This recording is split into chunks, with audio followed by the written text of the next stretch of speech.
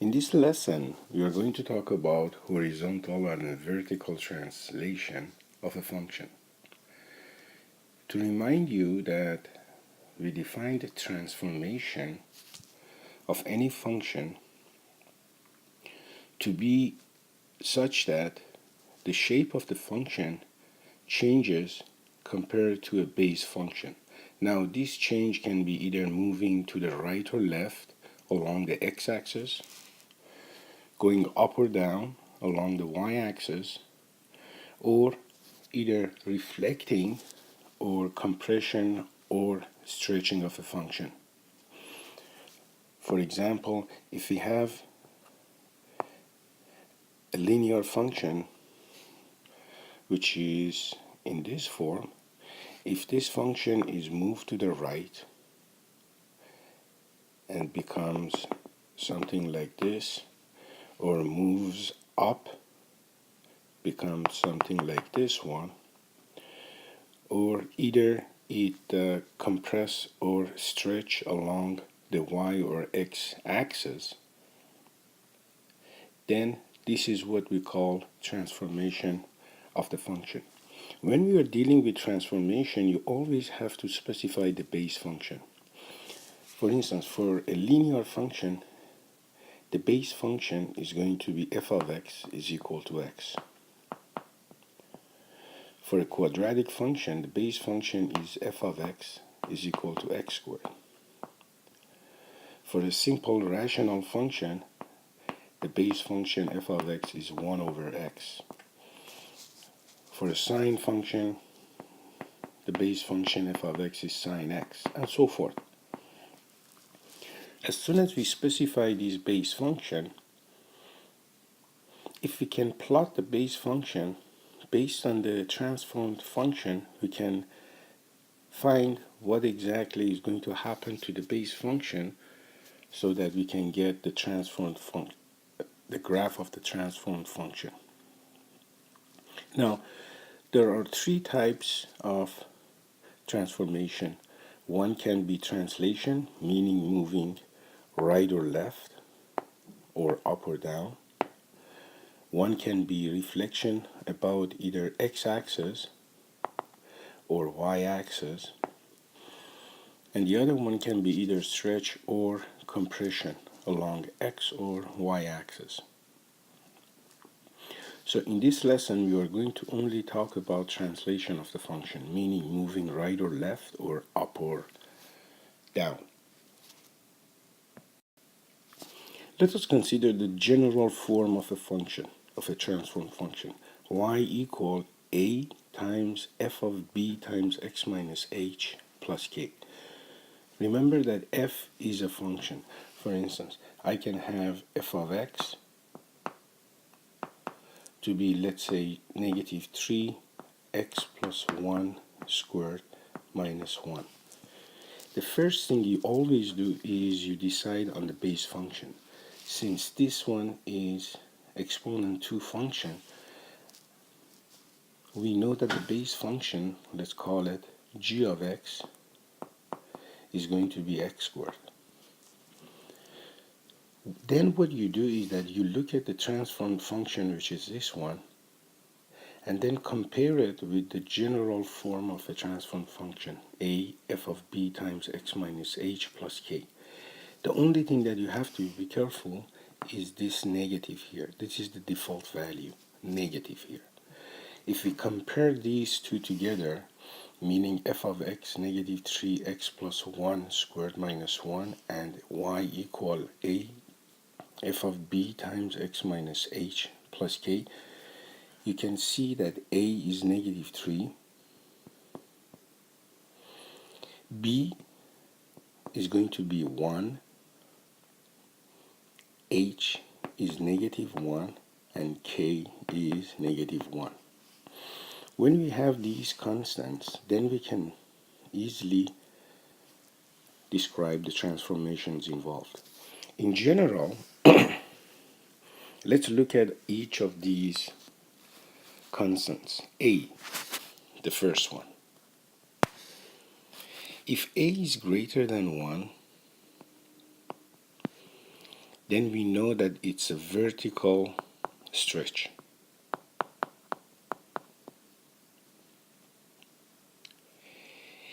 If absolute value of A, remember that absolute value is a number without the sign. So the absolute value is 5 is 5, the absolute value is negative 10 is 10. If the absolute value of A is between 1 and 0, then it's going to be a vertical compression.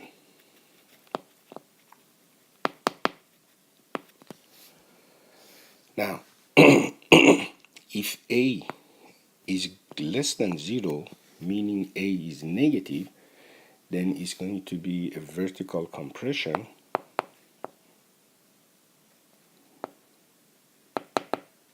along x-axis. So that's all we have to know about the value of A. So if A is greater than 1, we are going to stretch the base graph by what factor? By factor A.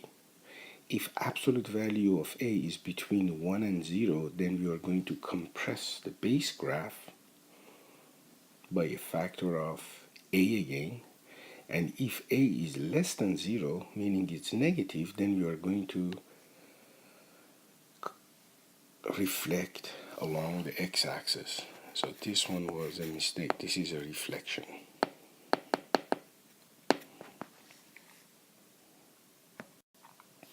Now let's talk about the value of B here. The value of B is going to be a little bit confusing here. We are going to say that if B is greater than 1, if you remember for the value of A, when A was greater than 1, we would stretch. But when B is greater than 1, then we are going to compress.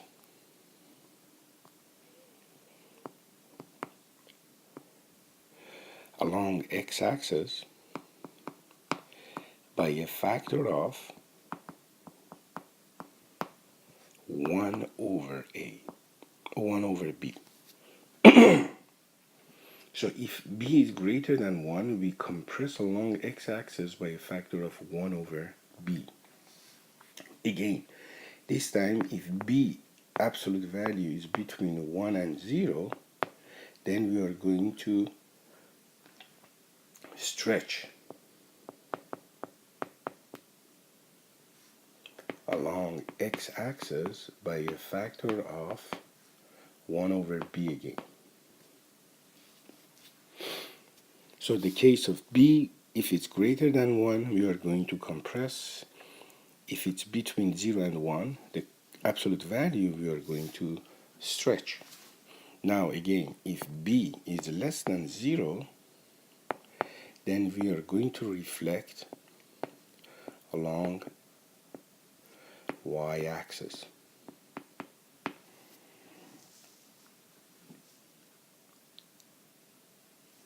So these are the cases for the value of B.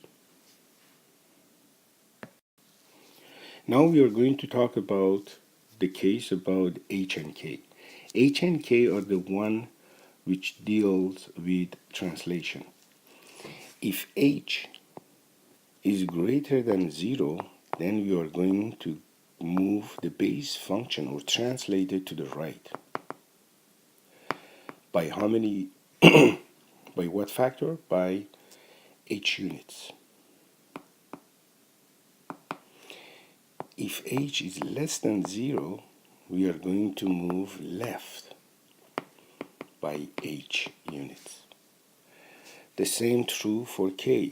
If K is greater than 0, we are going to move up by K units. And if K is less than 0, we are going to move down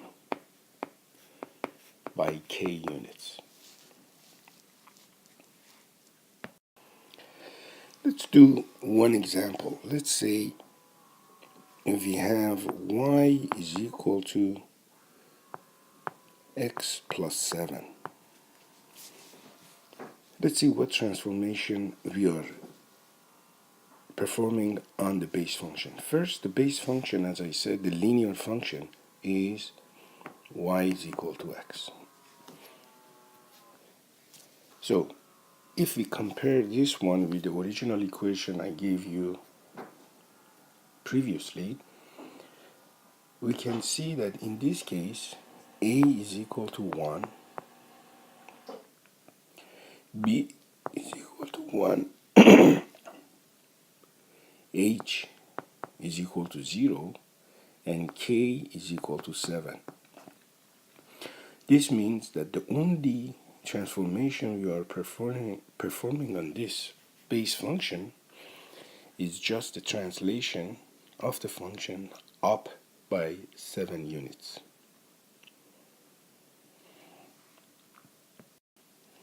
The next example, let's say y equal negative 5x plus 1 squared plus 2. First of all, we know that the base function is equal to y x squared.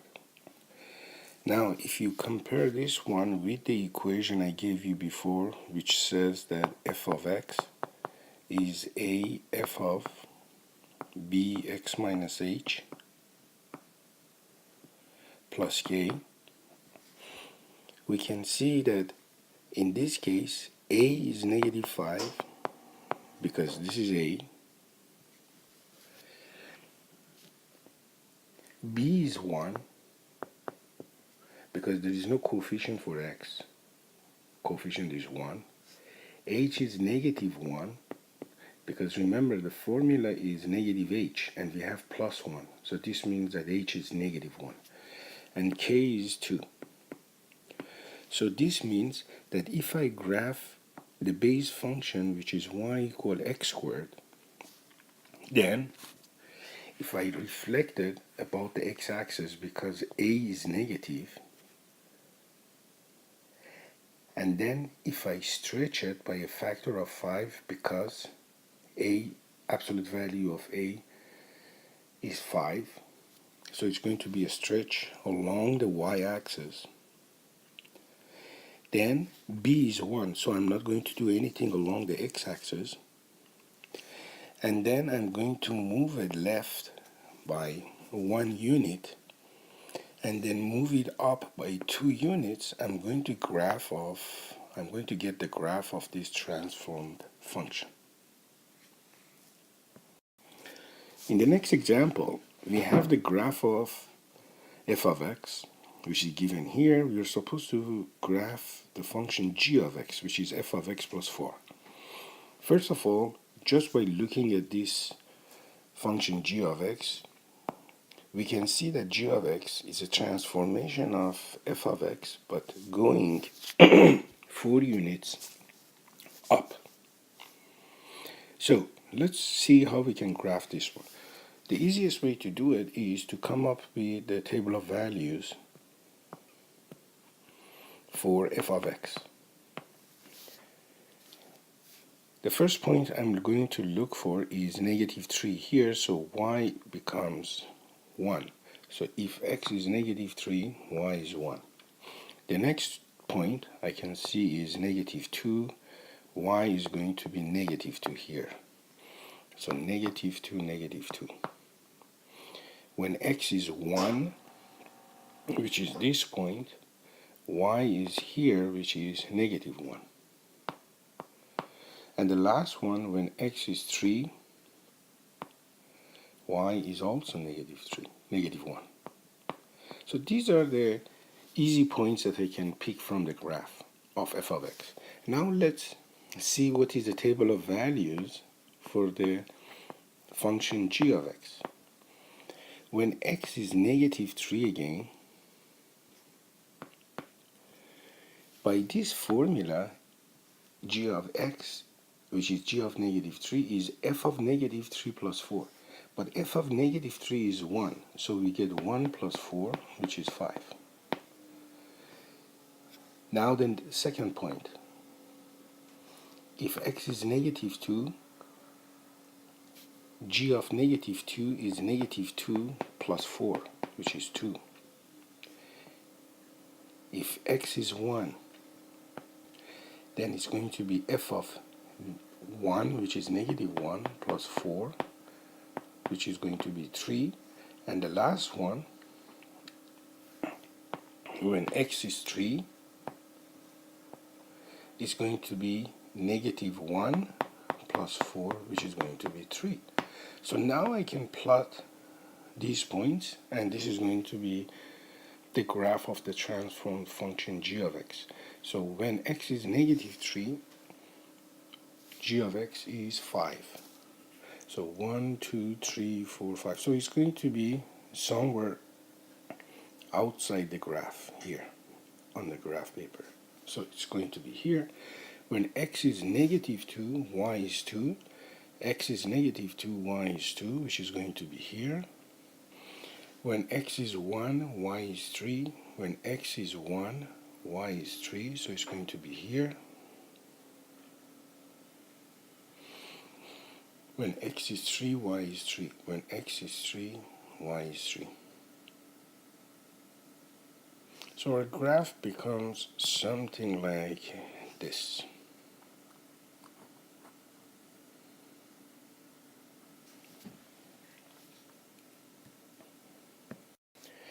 The next example, we have the graph given here of f of x. We have to find g of x, which is f of x plus 4 plus 4.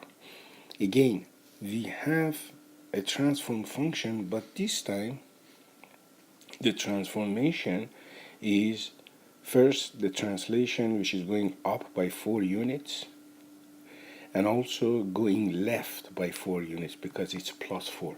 But let's see how the graph looks like.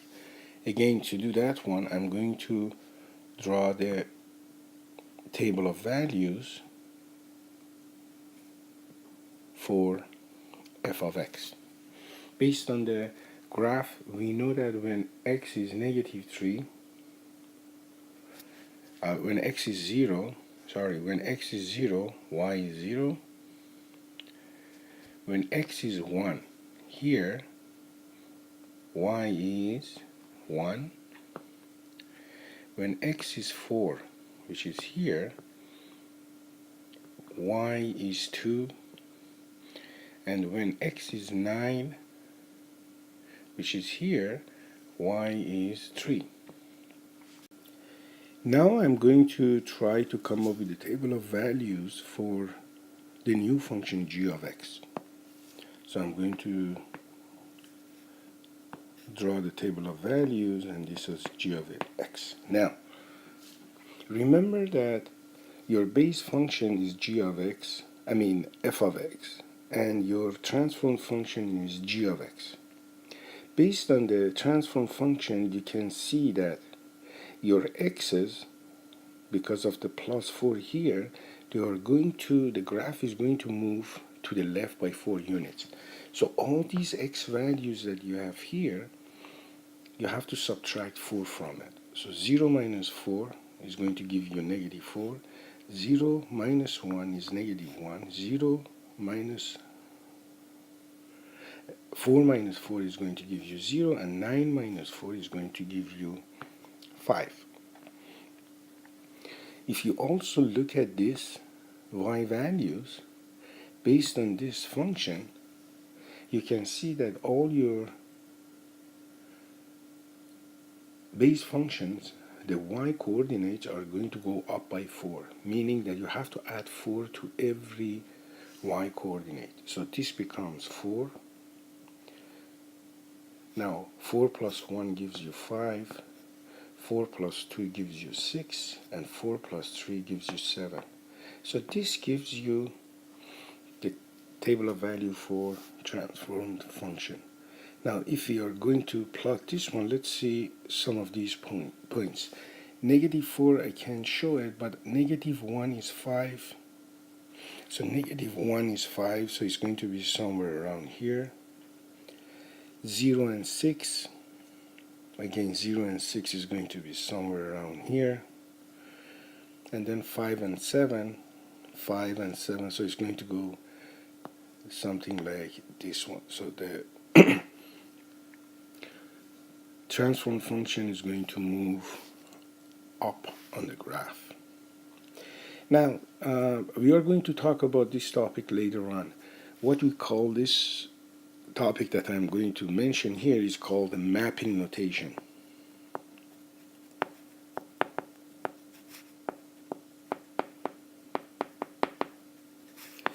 What the mapping notation does is going to mathematically gives you an expression which represents the relationship between the x and y coordinate of the base function to x and y coordinate of the transform function. If you look at this case, the x and y coordinate of the base function or any point on the base function is transformed to a new point which follows this rule. If you look at the transformation here, every x value you're subtracting 4 from it because of x plus 4. So you say the new point will have the coordinate x minus 4, comma, and every y value you add 4 to it because it goes up by 4. So y plus 4. This is called the mapping notation for this transform function. And if you look at our table of values here, we followed exactly the same thing. We took every x and y of the base function and we subtracted 4 from the x and added 4 to the y values.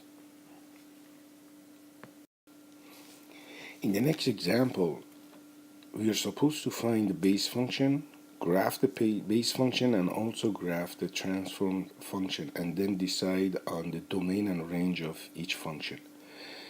The first example, we have f of x, g of x is equal to x plus 5 squared plus 1.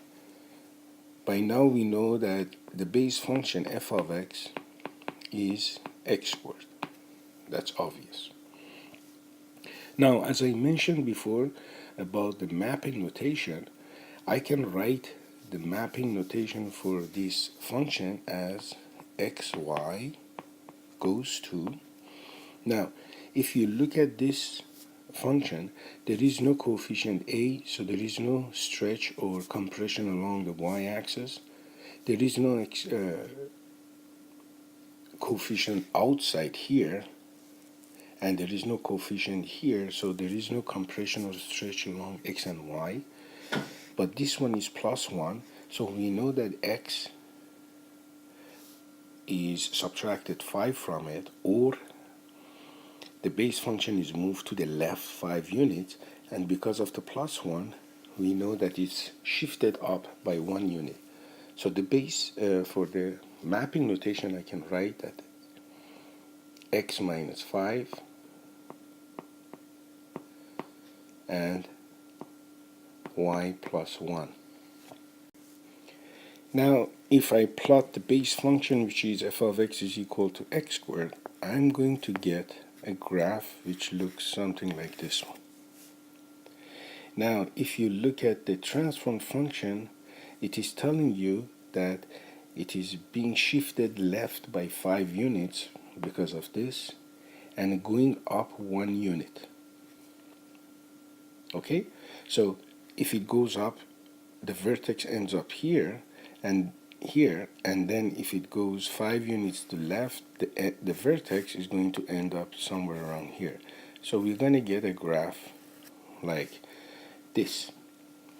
Now, if you look at the base function, which is this one, the domain is x in R because there is no restriction on x, and the range is going to be y in R, but y can only be greater than or equal to 0.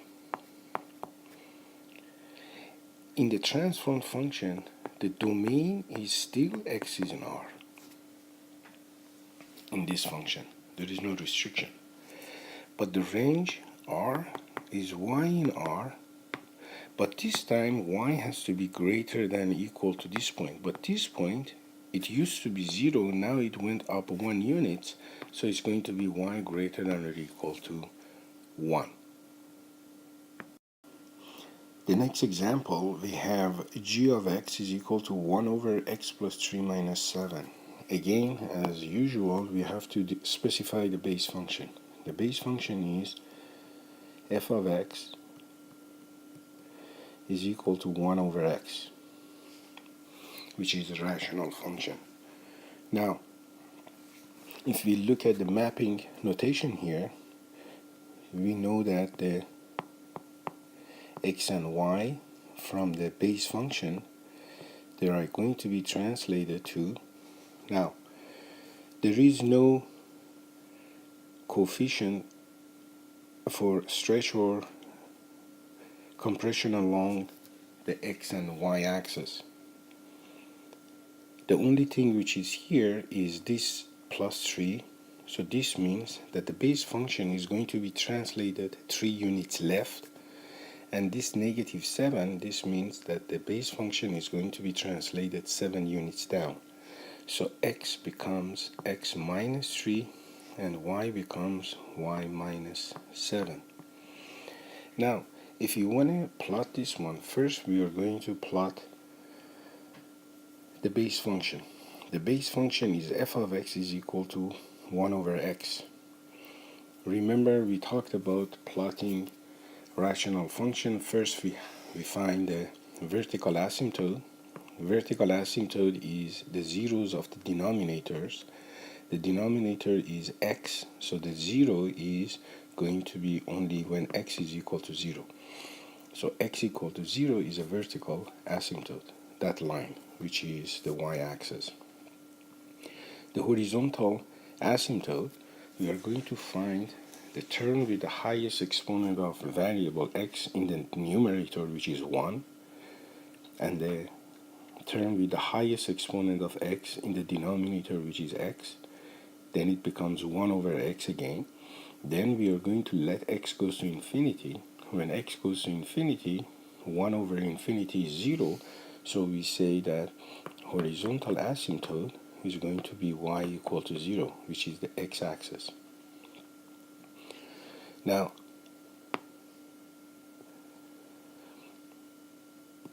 this is x equal to 0, and this is y equal to 0.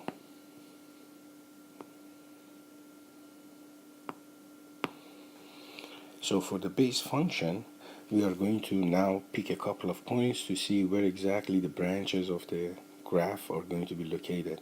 If x is 1, 1 over 1, again we are talking about the base function. 1 over 1 is going to give you 1, so it's going to be here. You can see that the base function is going to look something like this graph. If x is negative 1, then y becomes 1 over negative 1, which is negative 1, so it's going to be a point here, let's say. Now, this is your base function. When you are applying transformation on the base function, everything about the graph of the base function is going to be transformed based on the mapping rule. This means that every point that you have here, you are going to apply this rule to the point.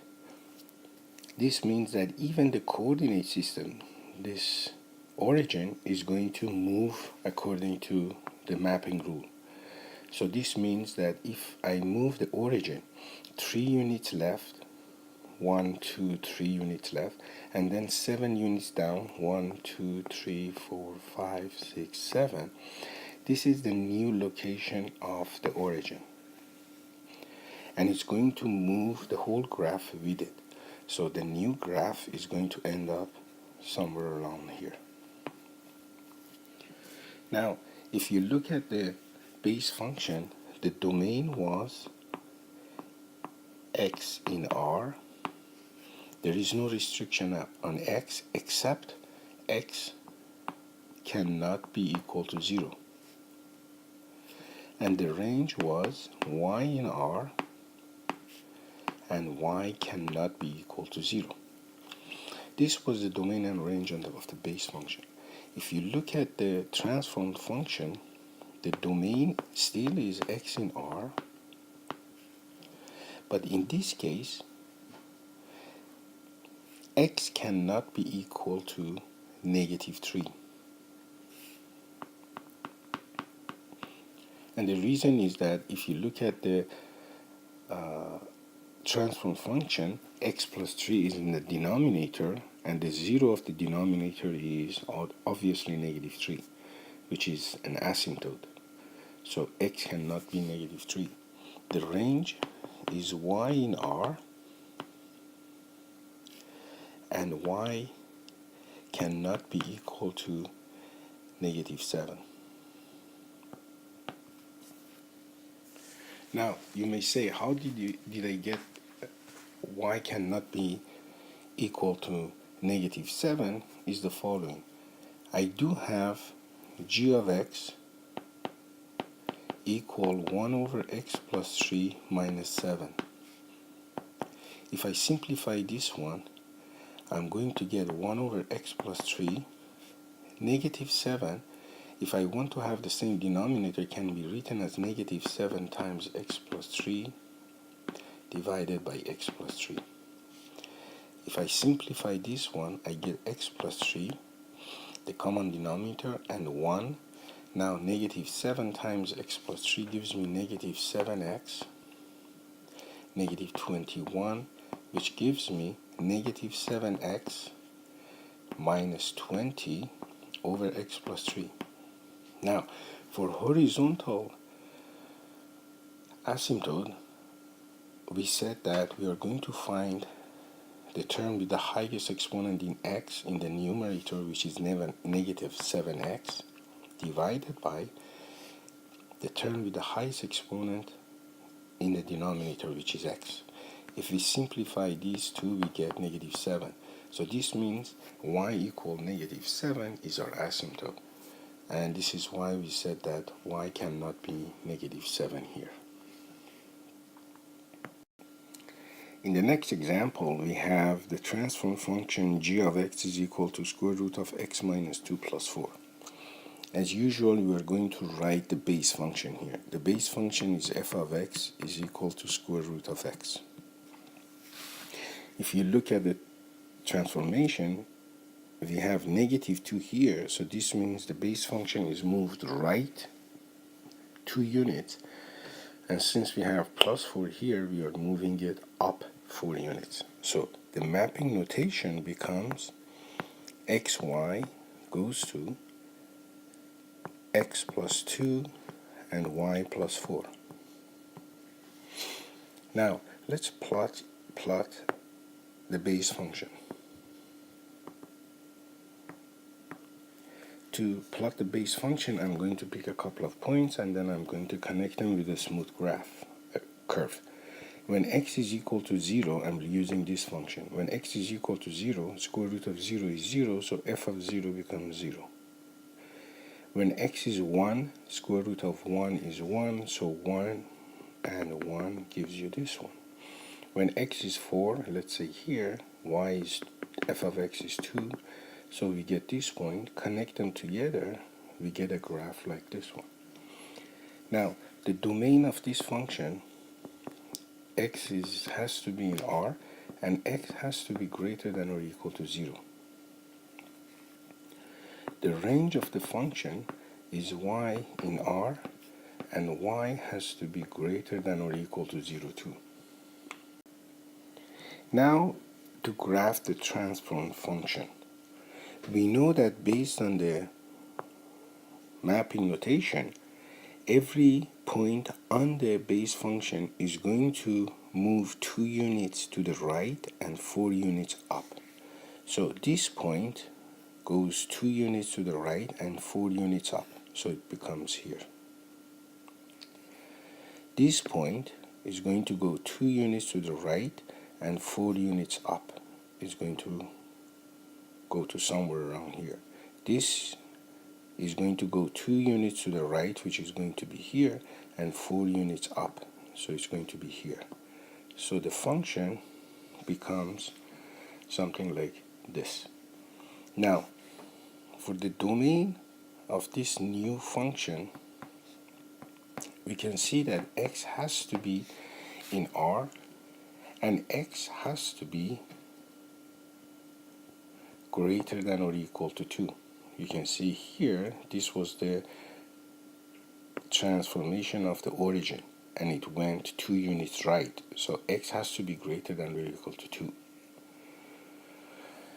Now for the range, again y has to be in R and y has to be greater than or equal to 4.